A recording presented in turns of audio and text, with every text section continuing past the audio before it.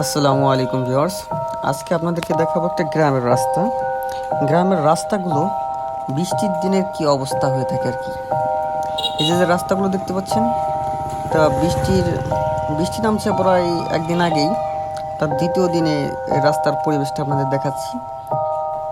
মূলত এই সমস্যাটি হয় মানুষের বাড়িতে যে বৃষ্টির পানিগুলো পড়ে, সেই পানিগুলো এই রাস্তা দিয়ে নামিয়ে দেয় পুকুরে।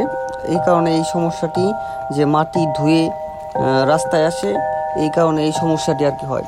এটা বাড়িগুলো, রাস্তার সাইডে বাড়িগুলো উঁচা থাকার কারণে আরও বেশি সমস্যা হয়ে থাকে।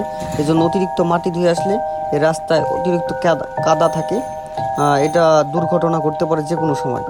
অবশ্যই আমাদের সচেতন হওয়া উচিত এবং আমাদের এগুলো খেয়াল করে যাতে যার যার বাড়ির সামনে কাদাগুলো না হয়, এই দিকে সচেতন হওয়া।